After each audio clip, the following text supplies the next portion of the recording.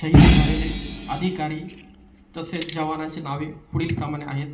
आंध्र प्रदेश राज्य DYSP M Chakradhar Rao, constable Thutan Tering, Assam परिवीक्षाधीन sub inspector Archana Devi, lance Naik Himanshu Saharia, Bihar राज्य छत्तीसगढ़ राज्याचे additional SP Akashrao Girpunje, head constable Virendra Kumar Shouri, Sannu Karam, Budhram Korsa, Naresh Kumar Dhruv, constable Baman Sodi, Sunil धान.